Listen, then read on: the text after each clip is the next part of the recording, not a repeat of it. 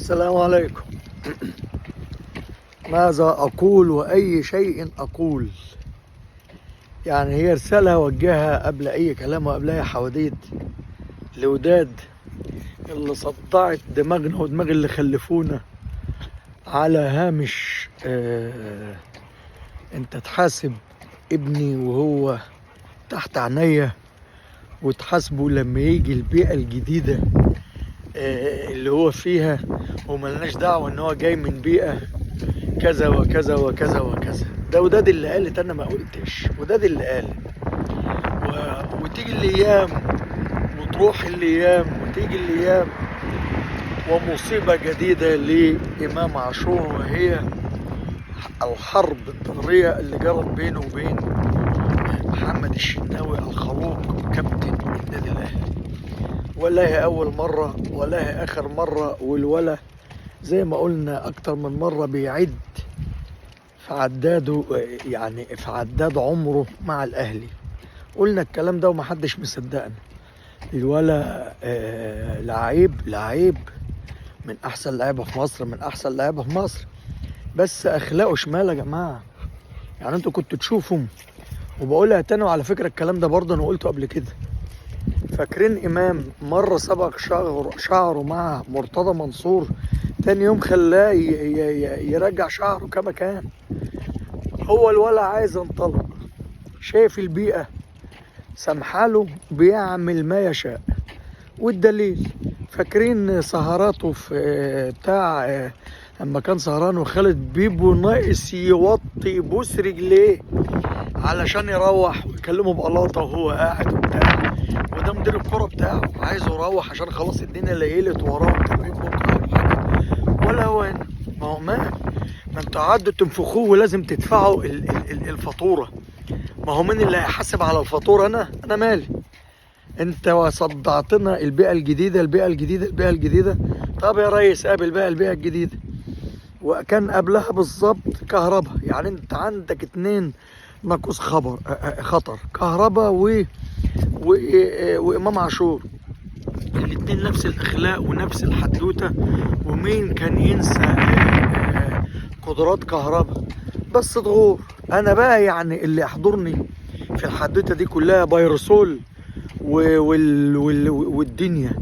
يعني يا بايرسول، هل الغرامه المليون جنيه دي بقى والشده وفتحه الصدر ويتدرب اسبوع تحت مش مع الفريق الاول؟ هل مع اول ماتش هتكسبوا هيتلموا عليكم ويقولوا لك خلاص والله، هتقول خلاص نزلت المره دي؟ يا عم رش رشه صح، انت بقيت مغشوش. ده بايرسول ده على ايامنا كان فتاك، كان ناقص يموتنا احنا، مش يموت الصراصير، يموتنا احنا. فورينا كرامات. تقعدش كل ساعه تفتح صدرك تفتح صدرك تفتح صدرك، والاخر يقول لك ايه؟ والله اصل اللاعيبه الكبار جم واقنعوني وصعبوا عليا وتراجعت. ما انت كده بتشتغلنا وبتشتغل نفسك او بتشتغلنا اللي احنا مالنا. احنا بس عمالين نتفرج عليكم ونضحك، نتفرج على وداد والتصريح اللي لن ينسى التاريخ. انت تحاسبني وابني تحت عينيا، جاي بيئه جديده ملناش دعوه بالبيئه اللي هو جاي منها. بيئه ايه يا عم الحاج؟ ده من ساعه ما جه اقسام وليه قضيه خد فيها 6 شهور لولا التصالح مع الولا، ولا قوتك ولا كلامك الفارغ نفعه بحاجه. ليه قضيه تاني سب وقذف هتنظر قريبا. مليون شكله ومليون حدوته وسهرات مع جورجينا وكل الكلام اللي بالكم منه ده.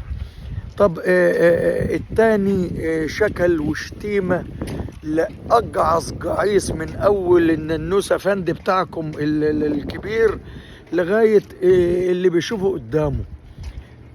ده كهروب يعني. طب انتوا ايه بقى البيئة ايه يعني الحمد لله كهربا ده بيئتكم واهو.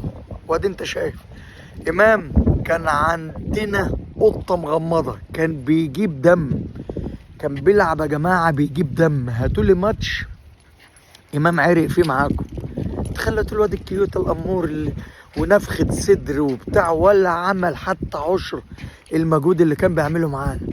فانا بقول لسعادتكم يعني الموضوع مش محتاج فتحة صدر، الموضوع محتاج تبقوا رجالة في مواجهة الموقف. يجي يقول لك ما انتوا يا عم مالكش دعوة، احنا غلابة يا عم، يا عم احنا غلابة وبندعي ان احنا يعني فتوات، واحنا مش فتوات، مالكش دعوة بينا خالص، انسانة خالص، سنة من حياتك خالص. احنا فريق تعبان ومكسور الجناح والدنيا كلها عمالة تلطش فينا. ماشي، خليك انت يا كبير القارة، يا كبير نص العالم وقارة المحيط الهادي والكلام العبيط اللي انتوا صدعتونا بيه ده. انا عايز افهم الى متى، الى متى سيظل الصداع اللي انتم مصدعيننا بيه ده؟ وامام بقى يعني اخرته هيضرب له حد من الدنيا بتاعتكم دي. يعني هل الامور هتفضل على كده ولا هتتظبط يا وداد؟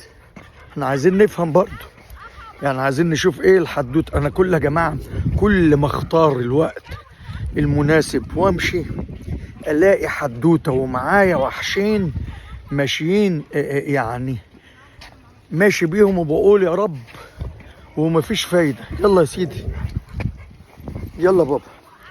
عموما نتمنى ان الامور تتحط في نصابها، وملناش دعوه اذا كان هو قليل الادب او التاني قليل الادب او ماشي، هو بعيد عن دماغنا يعني.